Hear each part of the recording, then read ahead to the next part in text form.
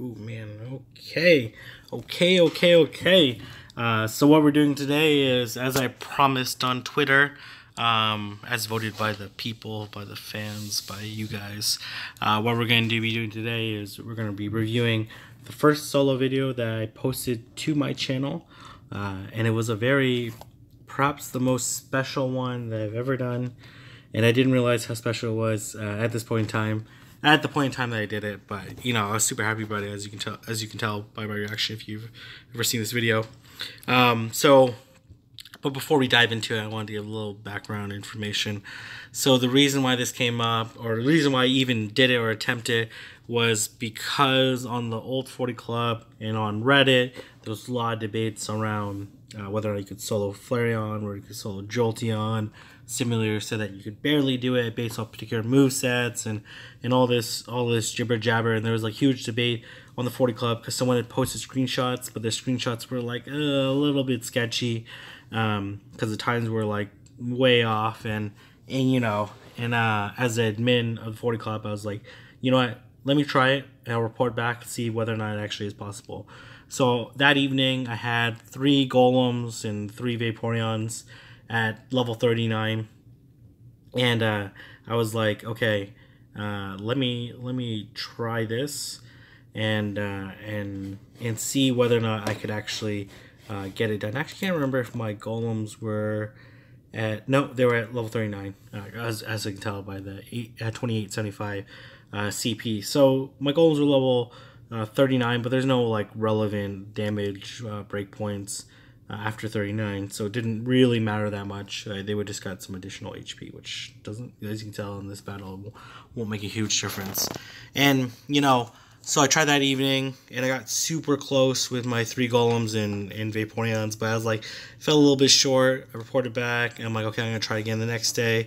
The next day rolls around, I actually couldn't sleep that well that night because I'm like, oh, so close. I could definitely do this. So I tried in the morning, failed. Went to work. After work, I was so anxious. I was just thinking about it, and then I went to try it, and I was able to successfully do it out on my 3rd or 4th Flareon that evening, and I felt really good on a lot of different times, but I timed out or something happened each time, or didn't register my charge move or something like that. But I posted it on the 40 Club and on Reddit, and it was the first time that I made it to the front page of Reddit, and people were messaging me and like so amazed. And in hindsight, I look back on it and look back and be like, wow, that was like a feat. This is a challenge that really changed my life because it allowed me to meet some people, one individual that's very, very special to me. But enough of that. Let's do 2 walkthroughs of this clip. First one's just going to be my reaction, discussing about it, and then the second time is going to be like, I'm going to stop it, pause it, really break down the analysis around it. So let's get started. So here, you'll see here, this is before I had iOS 11. I'm using my Android phone, ghetto attempt to add it, and you'll see here, the rate actually starts at 179, which is pretty fascinating because that's not something that happens anymore. And you'll see here, we're doing rock throw stone edge, which is super effective against Flareon, and it has fire spin overheat, which Poke Battler and other simulators put a very low probability of it actually being done. And the reason why Flareon is so tough, for a couple reasons. Number one, Flareon has pretty high defense, like just over 200.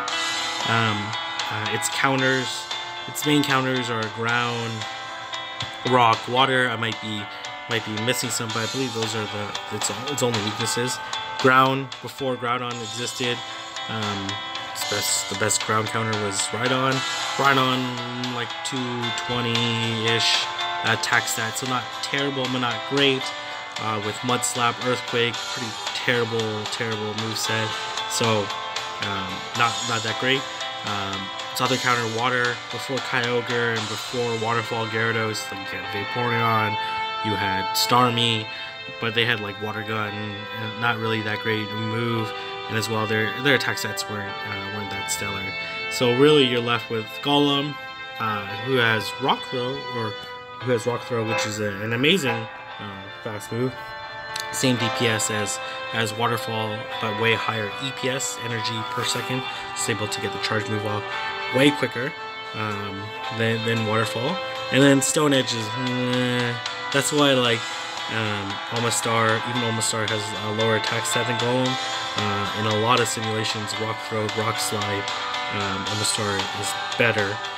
Because Rock Slide is a better charge move than Stone Edge. Just like 1-bar moves have like such an inherent disadvantage. One, you could faint with like 3/4 of energy left, which is a lot of wasted energy, and as well, there's a lot of times when you're doing the charge move that you don't get the energy, which doesn't exist in 2-bar and 3-bar charge move, because when you do a 2-bar charge move like Outrage, when you get hit, as long as you don't faint, you're gonna get energy into your next Outrage. So it does make it challenging. You'll see here, I flipped it at 90, flipped it at like 45, 46, so I'm feeling pretty good.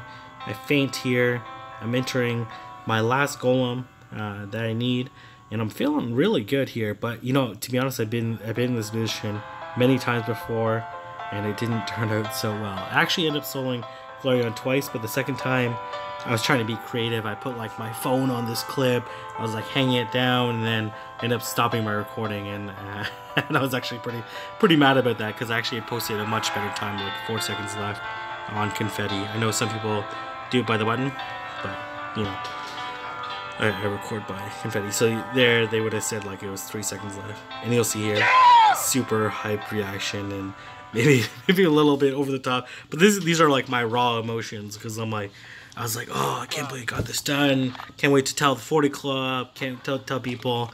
And to be honest, when I did this, I honestly thought like, oh, many more people are gonna do it. I just laid out the blueprint on how to solo Flareon. Oh.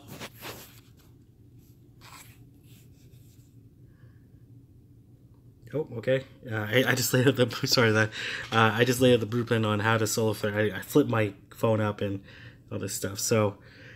Super hype reaction, and I was super excited about it. And then here I'm like, oh, I don't even care about throwing at it. So that's the reaction view. Now let's take a look at the more technical analysis.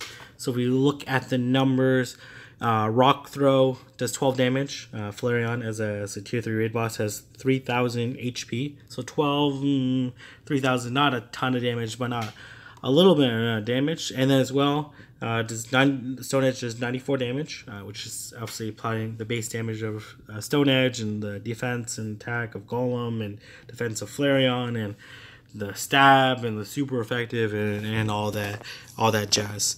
And then obviously the Fire Spin does 6 damage. Then Overheat Undodge does 68 damage. So now we go over the numbers. Really, what I'm trying to do on this first golem, at least what I found from trying to roll go to RNG, is I'm trying to do basically 4. I can't remember 3 or 4. I'm pretty sure it's 4 Stone Edges on my first golem. So you'll see that I try to dodge every overheat. And the reason why I want to try to do that is I want to try to convert my stamina into energy on my charge move. So you'll see there, I actually got off my Stone Edge before Flareon got out of its overheat, which is actually really important when you're trying to go 1-bar move versus the 1-bar move. What you want to do is you want to try to get off your charge move before the opponent does.